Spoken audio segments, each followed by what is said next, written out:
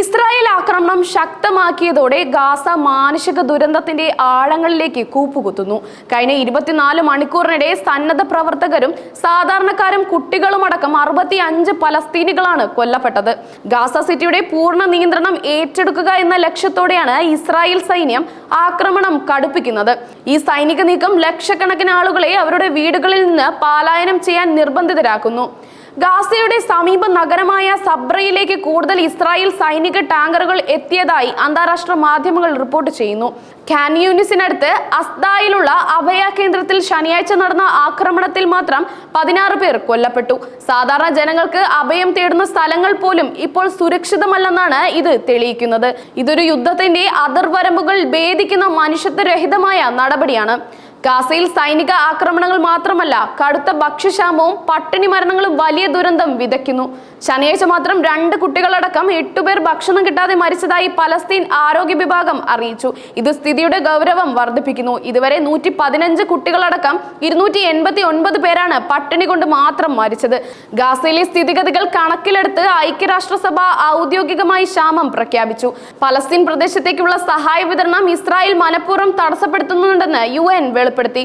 UN secretary general Antonio Guterres ഗാസയിലേത് മനുഷ്യത്വ നിർമ്മിത ദുരന്തമാണെന്ന് പ്രഖ്യാപിച്ചത് ഈ വിഷയത്തിന്റെ ആഗോള പ്രാധാന്യം വ്യക്തമാക്കുന്നു.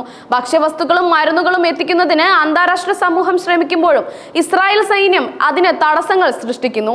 ഇതൊരു യുദ്ധക്കുറ്റമായി പോലും വിലയിരുത്താവുന്നതാണ്. ഇതിനിടെ പുറത്തു വന്ന ഒരു ഇസ്രായേൽ ഇന്റലിജൻസ് റിപ്പോർട്ട് ലോകത്തെ ഞെട്ടിച്ചിരിക്കുകയാണ്. ഹമാസിനെ ഉന്മൂലനം ചെയ്യാനെന്ന പേരിൽ നടത്തുന്ന ഈ ആക്രമണങ്ങളിൽ കൊല്ലപ്പെട്ടവരിൽ 85% പേരും സാധാരണക്കാരാണെന്നാണ് റിപ്പോർട്ടിൽ പറയുന്നത്. ഇത് ഇസ്രായേലിന്റെ നരവേട്ടയാണെന്ന് അന്താരാഷ്ട്ര മാധ്യമങ്ങൾ റിപ്പോർട്ട് ചെയ്യുന്നു. ഈ കണക്കുകൾ ഇസ്രായേലിന്റെ ലക്ഷ്യങ്ങളെ ചോദ്യം ചെയ്യുന്നു. ഹമാസിനെതിരെയുള്ള യുദ്ധമെന്ന പേരിൽ സാധാരണ ജനങ്ങളെയാണ് ഇസ്രായേൽ ലക്ഷ്യമിടുന്നതെന്ന ആരോപണങ്ങൾ ഇത് ബലപ്പെടുത്തുന്നു. ഗാസയിലെ സ്ഥിതി അതീവ ഗുരുതരമായിട്ടും ലോകരാജ്യങ്ങളുടെ ഭാഗത്തു നിന്നും ശക്തമായ പ്രതികരണം ഉണ്ടാകുന്നില്ല എന്ന വിമർശനവും നിലനിൽക്കുന്നു. ഇസ്രായേലിനെ അനുകൂലിക്കുന്ന രാജ്യങ്ങളുടെ മൗനം ഈ ദുരന്തത്തിന് കൂടുതൽ ആക്കം കൂട്ടുന്നു. പലസ്തീൻ ജനതയ്ക്ക് അന്താരാഷ്ട്ര സമൂഹം നൽകുന്ന പിന്തുണ മിക്കപ്പോഴും വാചകമായി പിന്തുണയിൽ മാത്രം ഒതുങ്ങുന്നു. യഥാർത്ഥത്തിൽ സമാധാനപരമായ ഒരു പരിഹാരത്തിന് വേണ്ടിയുള്ള ശ്രമങ്ങൾ ദുർബലമാവുകയാണ്. ഗാസയിലെ സ്ഥിതിഗതികൾ വരും ദിവസങ്ങളിൽ കൂടുതൽ രൂക്ഷമാകാനാണ് സാധ്യത. എത്ര പേർക്ക് ഇനി ജീവൻ നഷ്ടപ്പെടുമെന്ന് പറയാനാകില്ല. ഈ പ്രതിസന്ധിക്ക് ഒരു അടിയന്തര പരിഹാരം കണ്ടിട്ടില്ലെങ്കിൽ അത് ലോകമെമ്പാടുമുള്ള മനുഷ്യാവകാശ സംഘടനകൾക്കും സർക്കാരുകൾക്കും ഒരുപോലെ വെല്ലുവിളിയാകും. ഗാസയിലെ ആരോഗ്യ മേഖല പൂർണ്ണമായും തകർന്നു. ആശുപത്രികൾക്ക് നേരെ നടന്ന ആക്രമണങ്ങളും ആവശ്യ മരുന്നുകളുടെയും ഉപകരണങ്ങളുടെയും ലഭ്യതക്കുറവും സ്ഥിതി അതീവ ഗുരുതരമാക്കി. നിലവിൽ പ്രവർത്തിക്കുന്ന ചില ആശുപത്രികൾ വൈദ്യുതി ഇല്ലാത്തതിനാൽ പരിമിതമായ സൗകര്യങ്ങളോടെയാണ് പ്രവർത്തിക്കുന്നത്. ഓപ്പറേഷൻ തിയേറ്ററുകൾക്ക് പോലും ആവശ്യമായ വൈദ്യുതിയും മരുന്നുകളും ലഭ്യമല്ല. ഐക്യരാഷ്ട്രസഭയുടെ കണക്കനുസരിച്ച് ഗാസയിലെ 70% ആശുപത്രികളും സേവനരഹിതമാണ്. പലസ്തീൻ ആരോഗ്യ മന്ത്രാലയത്തിന്റെ ഔദ്യോഗിക കണക്കനുസരിച്ച് കഴിഞ്ഞ ഏതാനും മാസങ്ങൾക്കിടെ നിരവധി ആരോഗ്യ പ്രവർത്തകരും കൊല്ലപ്പെട്ടു. ഗാസയിലെ ജനങ്ങൾ ശുദ്ധമായ കുടിവെള്ളത്തിനും വൈദ്യുതിക്കും വേണ്ടി കഷ്ടപ്പെടുകയാണ്. ഇന്ധനക്ഷാമം കാരണം വൈദ്യുതി ഉൽപാദന കേന്ദ്രങ്ങൾ പ്രവർത്തിക്കുന്നില്ല. ഇത് ശുദ്ധീകരണ പ്ലാന്റുകളുടെ പ്രവർത്തനത്തെയും ബാധിച്ചു. ഗാസയിലെ ജനസംഖ്യയുടെ വലിയൊരു ഭാഗത്തിന് ശുദ്ധമായ കുടിവെള്ളം ലഭിക്കുന്നില്ല. ഇത് ഗുരുതരമായ രോഗങ്ങൾ പകരാൻ കാരണമായേക്കാം.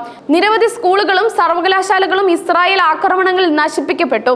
പല സ്കൂളുകളും ഇപ്പോൾ അഭയ കേന്ദ്രങ്ങളായി ഉപയോഗിക്കുന്നു. ഇത് കുട്ടികളുടെ പഠനത്തെ ബാധിക്കുന്നു. ഈ ആക്രമണങ്ങൾ മനഃപൂർവ്വമാണോ അല്ലയോ എന്നതിനെ കുറിച്ച് അന്വേഷണം നടക്കുന്നുണ്ട്. അഭയാർത്ഥി ക്യാമ്പുകൾക്ക് നേരെയുണ്ടായ ആക്രമണങ്ങൾ അന്താരാഷ്ട്ര മനുഷ്യാവകാശ നിയമങ്ങളുടെ ലംഘനമാണെന്ന് മനുഷ്യാവകാശ സംഘടനകൾ വിലയിരുത്തുന്നു.